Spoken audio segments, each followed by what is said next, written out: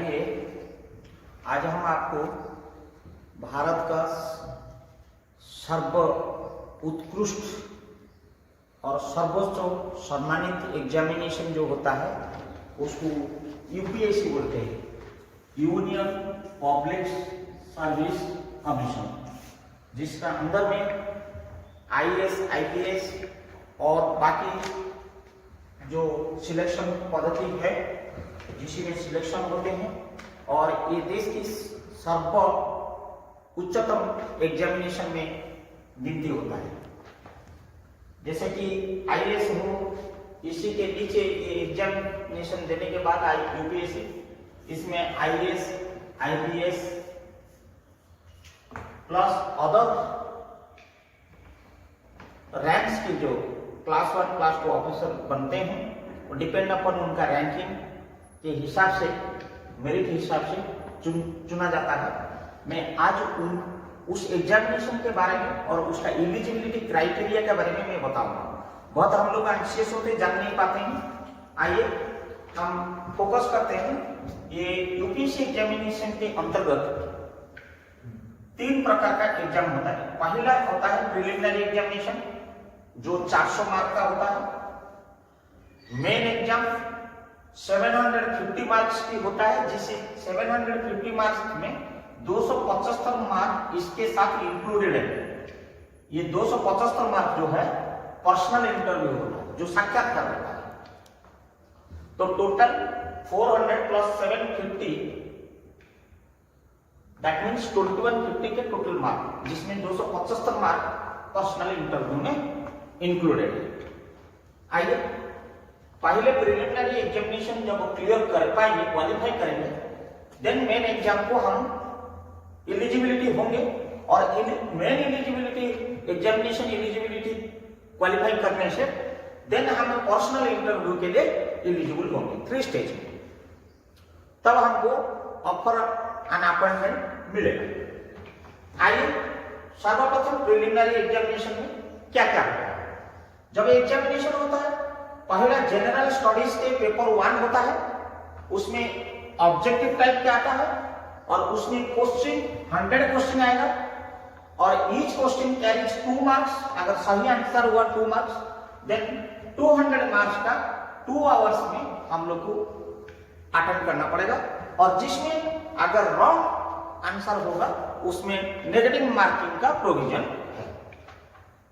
That is paper 1। Then general study paper 2 objective type आएगा, multiple choice, and इसमें भी question 100 रहेगा। Each question answer अगर सही मिला 2 मार्क, एंड हमको 200 मार्क्स एंड 2 आवर्स के अंदर में देना है। That is also negative marking system. अगर ये 400 मार्क्स से हम एलिजिबल हो गया, देन हम लोग आते हैं मेन एग्जाम पे। We are eligible for main examination. Then question ये आ रहा है मेन एग्जाम में कितनी मार्क्स क्या क्या पेपर में है, वो जानना बहुत जरूरी है। Paper A compulsory Indian language, आपका जो भी लैंग्वेज, ऑफिशियल लैंग्वेज जो आप चुन सकते हैं, that is 300 marks, 3 hours theoretical. Paper B English 300 marks, 3 hours. Paper 1 essay 250 marks, 3 hours. General study paper 1 250 marks, 3 hours. General study paper 2 250 marks, 3 hours. General study paper 3 250 marks, 3 hours. Clear? Now paper 4 general studies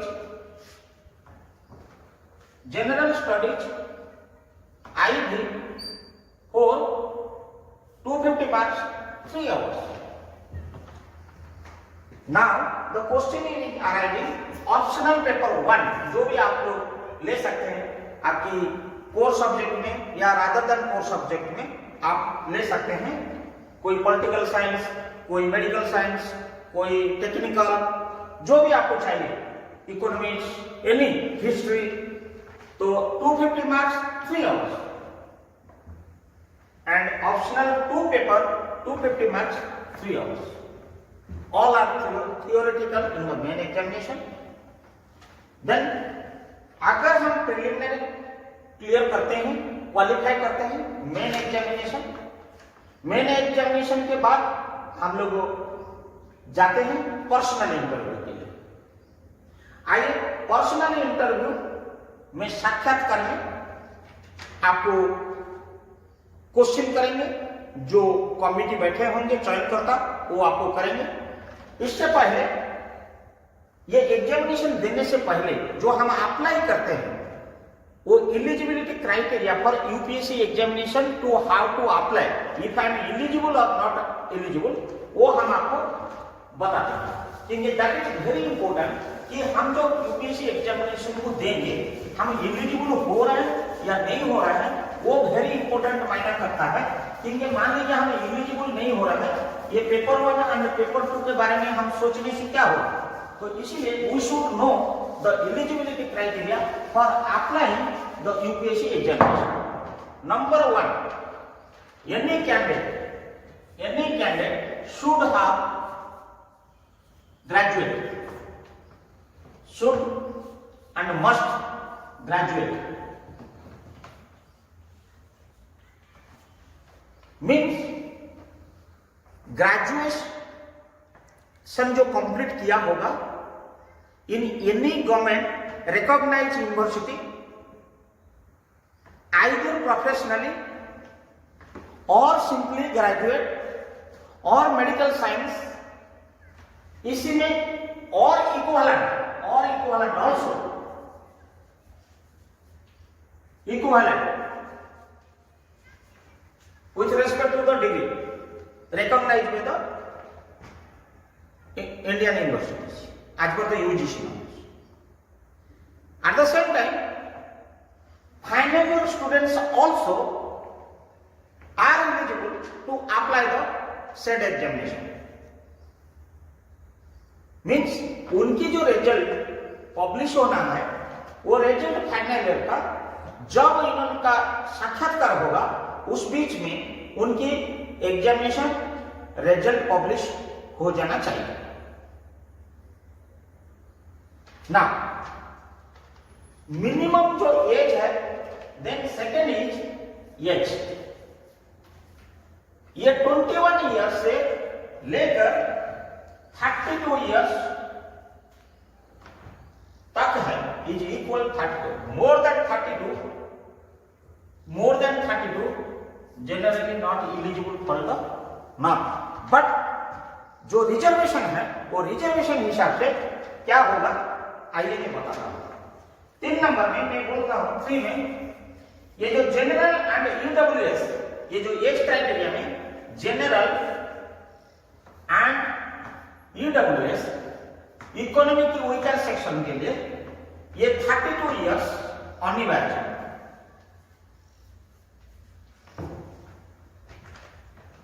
and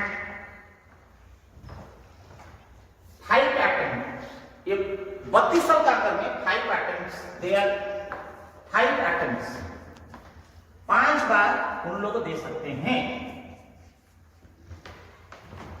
similarly OBC जो है 32 years plus relaxation of 3 years plus 9 attempts. देख लीजिए general and EWS के लिए 32 years maximum, और वो 32 years के अंदर में 5 अटेम्प्ट्स वो दे सकता है. Whereas OBC subject to the production of the certificate 32 years plus 3 years, I mean 35 years के अंदर में वो 9 अटेम्प्ट्स दे सकता है. देन एससी एसटी कैटेगरी के लिए आपको 32 इयर्स ये 3 इयर्स की जगह में ये 5 years and attempt is unlimited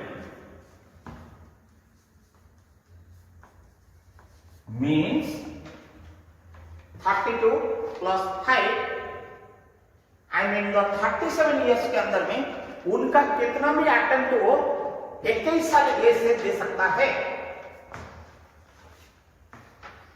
अगर मान लीजिए कोई भी candidate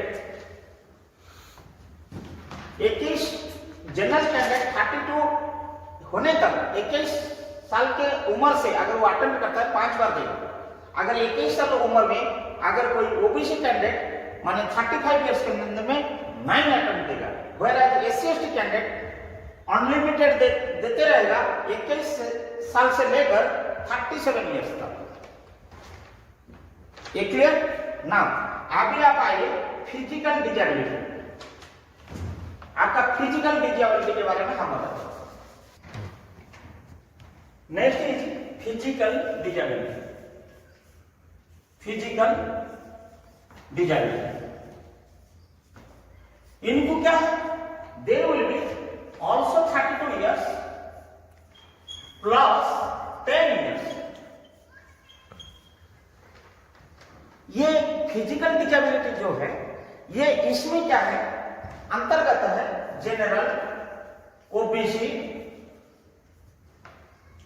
person with benchmarks of disability and EWS. ये सब कैटेगरी जो है इसके अंदर में इन लोगों 9 अटेम्प्ट्स तक दे सकते हैं। What is that? 32 years plus 10 years, 42 years category of general, OBC, EWS उनको 9 अटेम्प्ट्स तक दे सकता है at the age of 21 years से। Whereas अगर physical disability belong to SC and ST उनके लिए 32 years plus 10 years रहेगा, बट उनको अटेम्प्ट्स अनलिमिटेड रहेगा।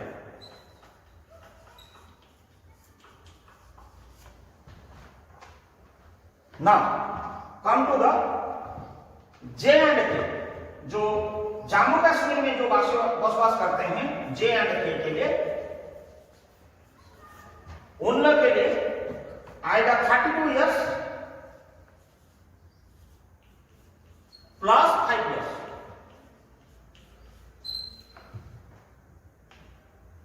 Plus 3 years if it is there belongs to OBC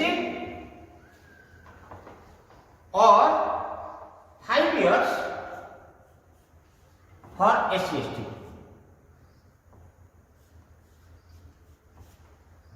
means जो जम्मू एंड कश्मीर में जो लोग ओबीसी कैटेगरी के रहते हैं उनको 3 years एक्स्ट्रा मिल जाएगा।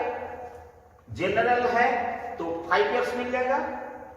अगर SC/ST है यहां पे और 5 years मिल जाएगा।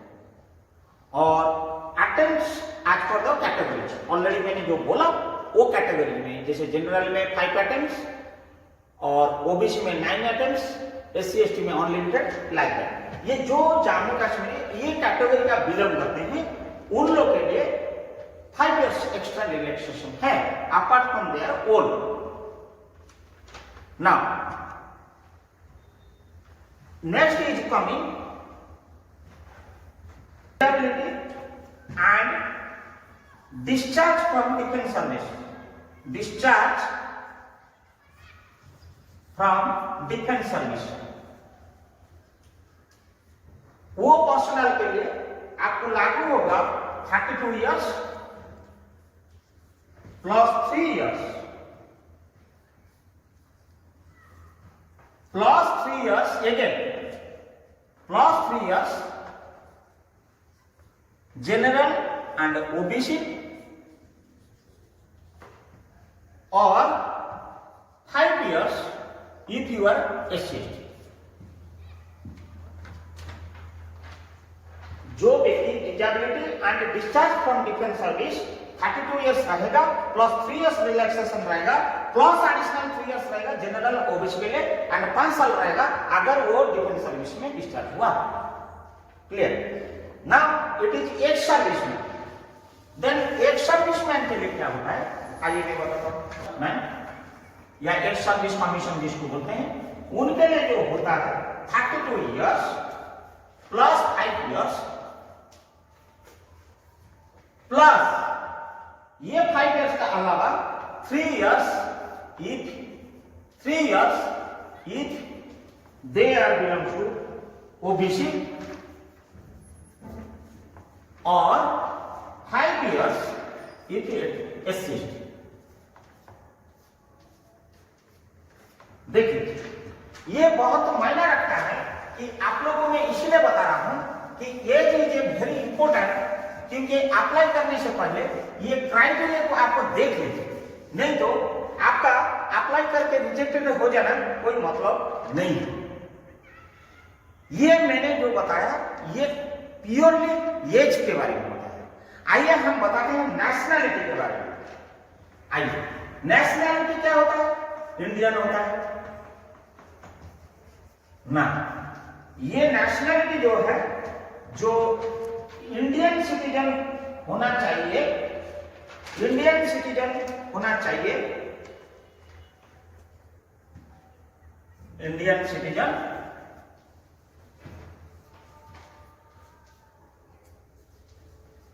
ये इंडियन सिटीजन जो है exclusively for IAS plus IPS के लिए और एनी अदर के लिए चलेगा। If it is Indian citizen IAS IPS and down लोग कितने भी रैंकेस है वो इंडियन सिटीजन के लिए एप्लीकेबल है। व्हेयरएज जो अप्लाई करते समय all other service IPS and IAS को छोड़ के इंडियन सिटीजन अगर आप नहीं हैं, आपको आईएएस आईपीएस में अधिकार या अपॉइंटमेंट नहीं मिलेगा, बट आप अप्लाई करके all other services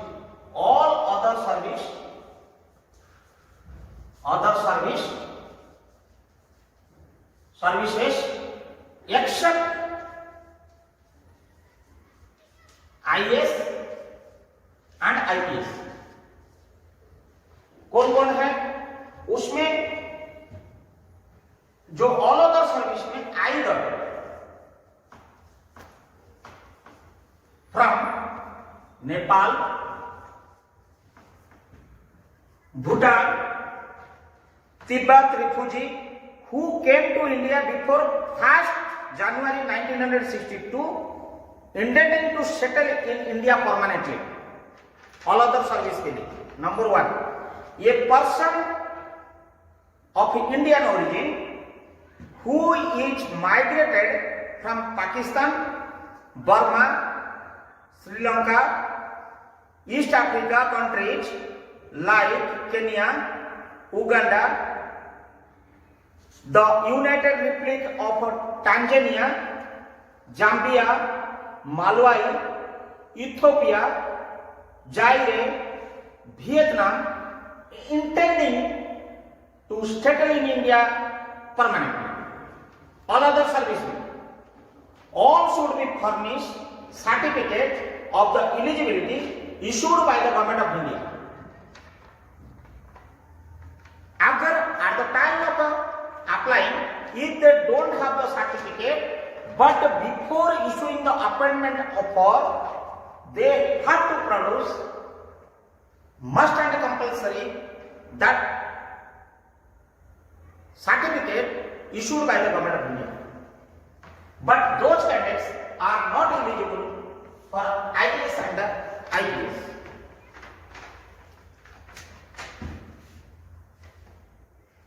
These candidates may attend the exam but should submit the said certificate before issue of an appointment offer।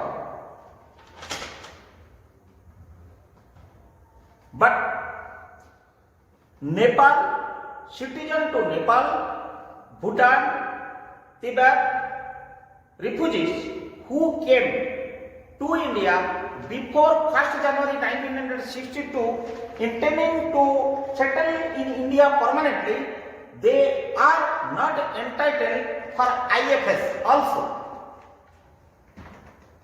Indian foreign service के लिए उन लोगों को एलिजिबल नहीं है।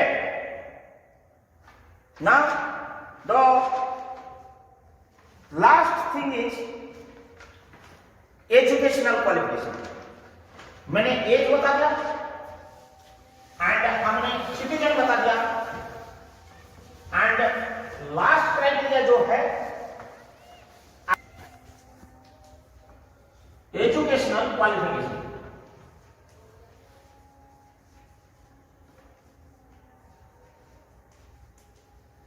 That is very important. I am reading out the educational qualifications. Already I told the nationality and eligibility criteria. Also I explained about your nationality. Now the important factor is educational qualification for which we are eligible or not for the applying the UPSC examination.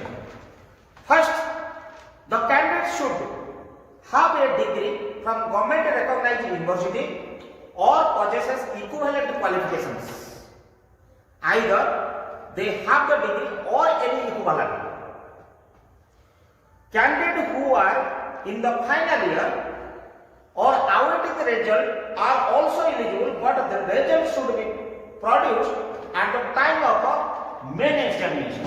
जब आप preliminary clear कर देते हो और the main examination आपका आना है, before main examination you should have your result, publications and provisional result in your hand. At the time of a main examination, you should also produce that result. Then you are eligible.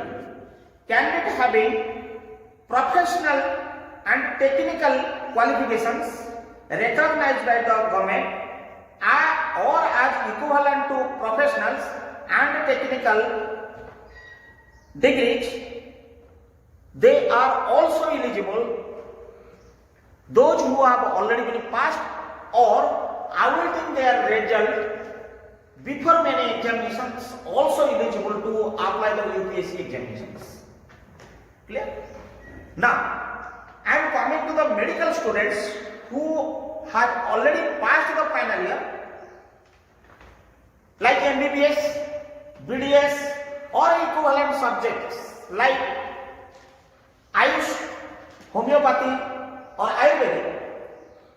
They have to gone through their respective intensives. Means or equivalent degrees. Like foreign country से जो MBBS, BDS करके आते हैं medical students के लिए, but they have to go the intensive training. अगर उन्होंने intensive training certificate हासिल नहीं किया बट उनको अपीयरेंसेस टू बी कि मेरा एग्जाम इंटेंसिव खत्म हो जाएगा मेन एग्जामिनेशन पहले, then they are eligible to apply the UPSC examinations. All the time main examination intensive certificate is to be produced. All the candidates, those who have applied final year में complete हो गया medical student की, final year में है और उनका degree का final exam खत्म हो चुका है, बट इंटेंसिव चल रहा है 1 ईयर की या 6 मंथ की, जो भी उनकी नॉर्म्स है चल रहा है अंडरगोइंग। उन मेन एग्जामिनेशन पहले उनको ये इंटेंसिव खत्म हो जाना चाहिए, it should be clear, then they are eligible to apply the UPSC examinations. इसका अलावा जो और एक पॉइंट है, statutory documents like whether you belongs to Indian citizen और not, that is domicile certificate, mandatory certificate, your address proof and your educational qualifications, reservation certificates duly issued by the competent authorities, J&K certificates, ex-serviceman certificates, whatever the categories certificates is statutory and mandatory. And the latest certificate is to be uploaded along with photographs, and also the apply करने के समय में आपकी जो fees रहेगा, processing fees रहेगा, वो fees is mandatory, either net banking, debit card, Paytm और whatever the mode may be, that application processing fees is to be deposited as per the norms of the UPSC. जिसको जितनी category eyes में, किसको exempted हो सकता है, नहीं हो सकता है, किसी कैटेगरी की क्या है, that is should and must. अगर आपने वो फीस प्रोसेसिंग नहीं किया एंड फाइनल सबमिट नहीं किया with your digital signature and photographs, then you are not eligible to submit that UPSC examination applications. My dear friends, मैंने जो एलिजिबिलिटी क्राइटेरिया दिया, द मेजर क्राइटेरिया दिया यूपीएससी एग्जामिनेशन के लिए, 2000 aspirant for IAS, IPS and other services, IFS and other areas, Indian railways, Indian revenues, Indian statistics, मैंने सारी जो all other services में बताया. एवरी ईयर जो आता है यूपीएससी के एडवर्टाइजमेंट, उसी में मैंने एलिजिबिलिटी क्राइटेरिया मेरा संज्ञान में इतनी आया, मेजर वो हमने बताया. एंड डॉक्यूमेंट आपने सॉफ्ट कॉपी करके एक फोल्डर बना के रखेंगे, वेदर ये जेपीजी में या आपकी पीडीएफ में, जो भी मांगता है. तो साइज, रिजोल्यूशंस, ये सारी चीजें इकट्ठा करके रखेंगे. सिग्नेचर एंड फोटोग्राफ एक फोल्डर करके रखेंगे. पेमेंट जो करेंगे उसकी डाटा सब कुछ रेडी करके एक फोल्डर बना के, जब आपका एप्लीकेशन आएगा वो ऑनलाइन में आप अप्लाई करेंगे. एंड सबमिट करने के बाद आपको एक्नॉलेजमेंट आएगा. आपका एक्नॉलेजमेंट के साथ साथ आपका एंड वैलिड ईमेल आईडी आप देते रहेंगे. उसी में आपको एसएमएस अलर्ट आएगा, मेल अलर्ट आएगा, एंड उसी रिफरेंस में एक्नॉलेजमेंट की जो रिफरेंस आएगा वो आप फ्यूचर रिफरेंस के लिए रखे रहेंगे. और आपको फ्यूचर उसी रिफरेंस में लॉगिन करेंगे, और यूजर आईडी पासवर्ड जो आप बनाएंगे ये आपको गुप्त रखना पड़ेगा, किसी को शेयर नहीं करना पड़ेगा. बहुत सारी इंफॉर्मेशन, आपका पर्सनल इंफॉर्मेशन उसमें रहता है, कोई मांगने से भी नहीं देना. You have to handle yourself with your login and ID and password. धन्यवाद.